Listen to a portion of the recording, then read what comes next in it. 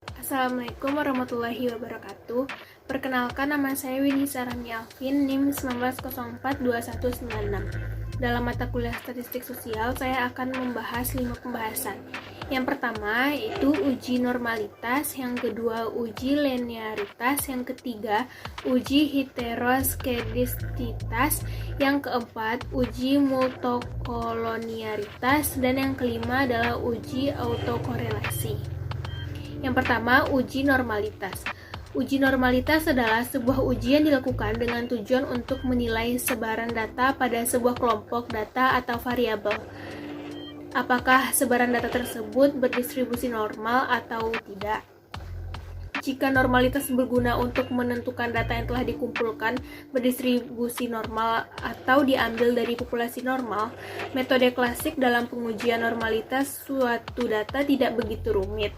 Berdasarkan pengalaman empiris beberapa pakar statistik data yang banyak lebih dari 30 angka, maka sudah dapat diasumsikan berdistribusi normal, biasa dikatakan sebagai sampel besar. Yang kedua adalah uji linearitas. Menurut Sigiono dan Susanto 2015, uji linearitas dapat dipakai untuk mengetahui apakah variabel terkait dengan variabel bebas memiliki hubungan linear atau tidak secara signifikan. Uji linearitas dapat dilakukan melalui test of linearity.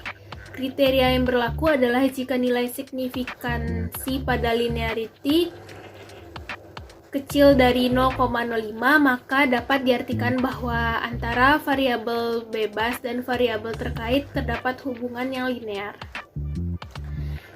Yang ketiga, uji heteroskedastisitas, yaitu menurut Umar, uji heteroskedastisitas dilakukan guna mengetahui jika di dalam model sebuah regresi terjadi ketidaksamaan varians dari residu suatu pengamatan ke pengamatan yang lainnya.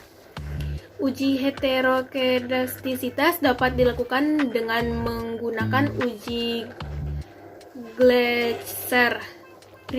Kriteria yang berlaku adalah jika nilai signifikan uji tersebut besar 0,05, maka artinya varian residual sama atau tidak terjadi heteroskedastisitas. Selanjutnya adalah uji multikolonialitas. Menurut Umar 2011, uji multikolonialitas digunakan untuk mengetahui jika pada model regresi ditemukan pada adanya kolerasi antar variabel independen.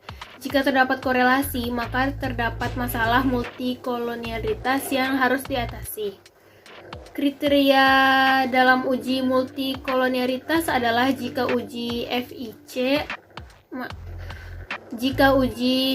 VIV atau variance inflation factor nilainya kecil 10, maka arti tidak ada masalah multikolonialitas. Dan yang terakhir adalah uji autokorelasi, yaitu menurut Umar 2011 menyatakan bahwa uji autokorelasi dilakukan guna mengetahui jika di dalam sebuah model regresi linear terdapat hubungan yang kuat baik positif ataupun negatif antar data yang ada pada variabel-variabel penelitian. Pengujian autokorelasi dapat dilakukan dengan pengujian Durbin-Watson atau DW apabila min 2 kecil DW kecil 2, maka tidak terjadi autokorelasi. Jika autokorelasi bertujuan untuk melihat apakah dalam model regresi linear ada korelasi antara kesalahan pengganggu pada periode T dengan pengganggu pada periode T-1 sebelumnya. Sekian penjelasan materi dari saya. Mohon maaf apabila ada kesalahan kata. Saya akhiri. Assalamualaikum warahmatullahi wabarakatuh.